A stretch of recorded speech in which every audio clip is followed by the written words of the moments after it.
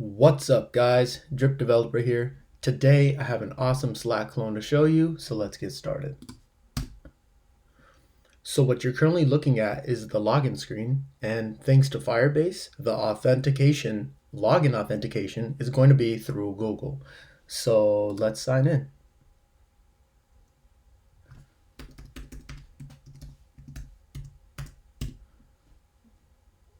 And hopefully I remember my password. And we're in. So right now you're on the home page and we can see a list of tools that I use to create this app. REACTJS. This app is fully powered by React. Google user authentication. We just use that to sign in. Material UI. You're currently looking at a lot of it right now. For example, the icons in the header and sidebar. So if we go to the header, this icon, the search icon, and the question mark icon, which copy Slack almost completely. And then in our sidebar, all these beautiful icons right here as well. So notice how when I'm hovering, there's a smooth hover effect when I put my cursor over it. And if you're wondering how I got the purple to match Slack's website, CSS variables, which is right here. So I wanted to follow the dry principle, which means don't repeat yourself. It's basically a software engineering principle aimed at reducing repetition and error in software patterns, which help me code more efficiently. Also FLEXBOX right here. So FLEXBOX was great because it provides responsive content for dynamic layouts. So if I were to condense my page right here like that, you'll see items flex to shrink and to fit into smaller spaces, and they will automatically adjust to fill additional spaces when you increase size. All right, so let's look at the messaging feature. So this is awesome. In the sidebar, let's click some channels to get started.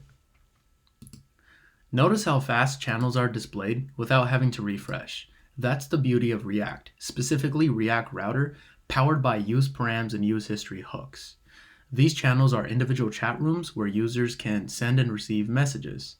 The user's name and profile picture is pulled from your actual Gmail account, which is why we had to log in to use my app.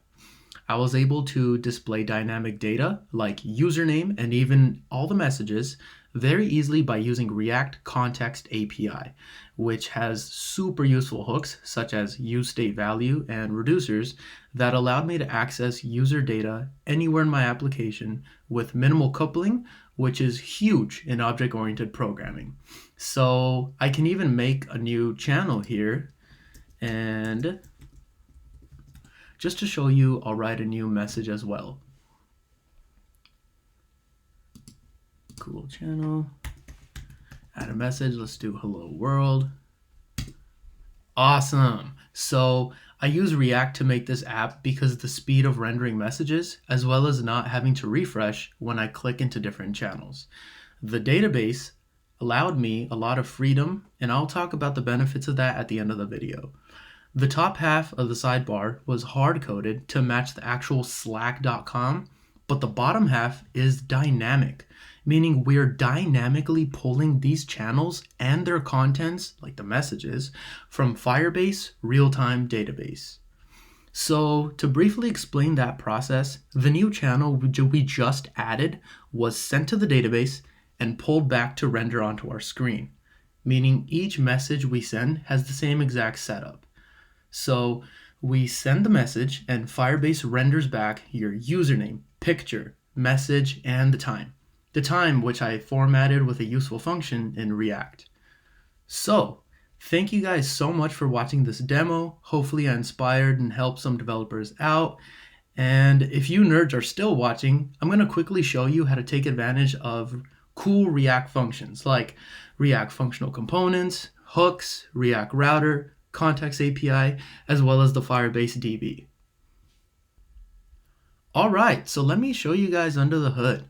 So here is my chat component, and I'm going to try to show you guys my most important components.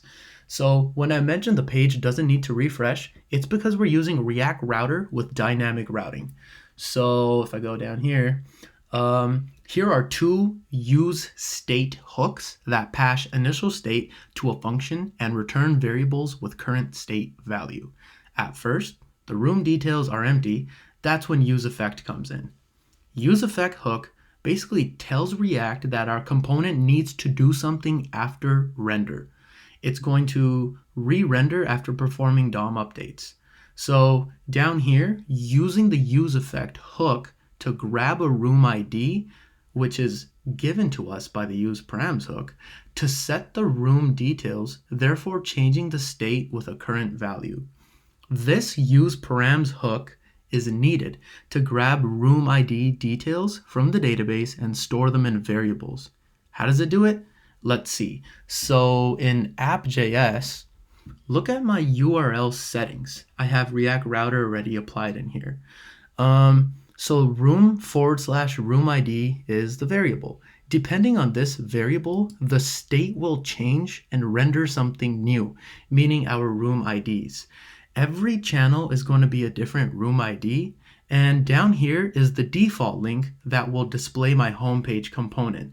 That's why it's just a /, and when that renders, only the homepage component will be displayed. Next is sidebar. When I meant channels were not hard-coded in the sidebar, look here.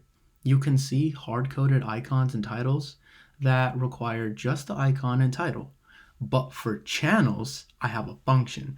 We have icon, title, ID, as well as the add channel option, which are just 4 variables that I need to have displayed, and now I need to do something with it. That's where my sidebar option component comes in. So I had 2 different components for this. Here in sidebar option, it's gonna make sure that it pulls icons, titles, and hashtags for the sidebar, but also the option to add and select. So I have an if statement. So if I scroll down, here is my if statement. If you click add channel, that function will run. It will present a prompt and immediately display a channel you provided. Otherwise, if we didn't click add channel, then we will use select channel function, which will run using the USEHISTORY hook, which is really awesome. The USEHISTORY hook from React Router is used to change and render rooms. That's dynamic routing and very powerful. By selecting a channel, we change the URL, which will render a different room. The USEHISTORY hook is pushing the next page into history without a reload. So rooms with an ID, meaning our channels, will have their ID pushed. Otherwise, it will be our hard-coded titles that are displayed. React Context API. It is known for being confusing and complicated, yet it's every developer's dream. So this is the part where I get to show you how it works and why it's so much easier than Redux. And guys, I get most of my information from reactjs.org. So to begin, Context API is a process where we essentially create global variables that can be passed around in a React app. This is the alternative to prop drilling. Prop drilling is a problem. It's a process by which you pass data from one part of the React component tree to another. It's basically like an up and down tree with steps that are tightly coupled, so if I make changes to my code or components, there's a chance something might crash and or get slower. For example, if I want to reach messages, I would have to do app.login.user.message, but with Context API, I can go straight to the message itself. That's the real power done through the data layer. It's simple, easier to read, there's more reusability, loose coupling, thus saves time. And what do I mean by coupling? It's basically the level of dependency between classes. The more coupled our classes are, the more costly our changes will be. This is huge in object-oriented programming. The more loosely coupled you can keep your components, or encapsulated, I guess you could say, the better. So the goal is to push information into the data layer and pull it from wherever we are in the app, which could be username, messages, or user info, anything dealing with the user, etc. So how do we do this? I'll show you. We can go to the reducer, and so we basically pass a value to the use reducer, which takes an initial state and a reducer. Our initial state here is user, the null. That's what the data layer looks like before we do anything. So it should be null for now. The reducer, this is where the listening happens. It listens to any kind of action you shoot at the data layer. So once we log in, this username initial state is going to change. It's going to be the actual user. How we set the user, that's going to be our action. So you can have different actions like pushing information, as I just said. Here we're setting the user.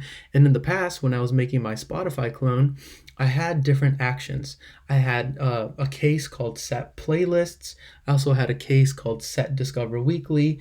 And in those cases, basically when you return the state, this is going to be the state that stays the same, and this is where you want your change to happen. So for example, if I wanted to set a different playlist, it would be playlists and then playlist or action.playlists.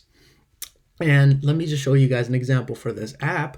We learned already about the sidebar, and we implemented the USESTATEVALUE hook to provide us with user info. And this is the user variable. I was able to display the username next to the green circle in the sidebar. I was able to do this very easily because of the data layer. There was no prop drilling needed, and we just used the reducer to fire that information back to us. In this case, if I can show you guys, in this case, it happened to be user.displayname and user.photoURL. This made my code so much easier to read and also dynamic at the same time. And if you're wondering, like, let me show you here what this question mark is, guys. That's just optional chaining. It's sort of like an instant try catch in ES6, so my code won't crash. Basically, it means that if there is a problem, it will just get overlooked. And then let me show you guys the index.js where I implemented our state provider. And as you guys can see here, our initial state takes initial state and our reducer takes a reducer. And that's pretty much it. Firebase. So right now I'm logged into Google Firebase. This is where all the magic happens as far as the database side. So there's two different databases. There's Firebase and Firestore. Firebase Real-Time DB, it's basically like a big JSON tree, but you can't search. So it's like NoSQL.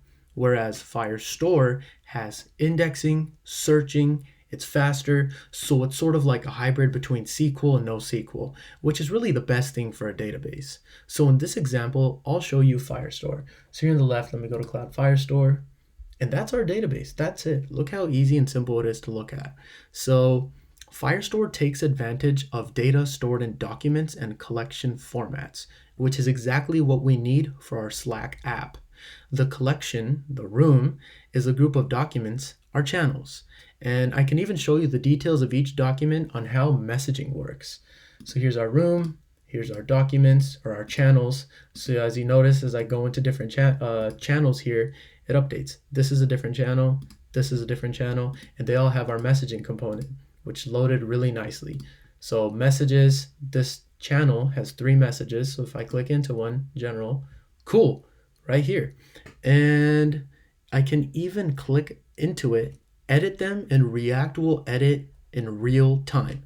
That's the beauty of a real-time database. So if I were just to come here, click edit. So the original message was, if this works, the front end is finally working properly with Firebase DB. So this was in general, right? Here's my original message. And let me just add like 3 exclamation marks at the end. Right here. 1, 2, 3, update. All right, let's see if it updated. Boom! See how fast that was? That is so cool. Guys, that is so awesome. Oh, and let me show you guys Visual Studio Code. So this was also how I was able to display the time so nicely in case anyone was wondering. And this is our message component here. So this is communicating sort of with the database, and these are my parameters that we used. We had 4 parameters, remember? It was message right here, timestamp, user, and user image. And they all came together to display awesome messages for us in our Slack app. So thank you guys so much for watching this video. Again, I hope I was able to inspire some young minds and help anyone who might have had difficulty at first learning the ins and outs and the simple functionality of React. Because I won't lie, it was a difficult project for me at first, but the more problems I ran into and the more I took advantage of React hooks and technology like Context API, honestly, the easier it got. So all in all, from learning the basics of data structures to the complexity of large-scale applications, I truly appreciated this journey. Programmers are students for life, and our potential is limitless. Keep learning, keep writing efficient code, and make sure you're having fun while you do it. Thank you, and see you guys in the next one.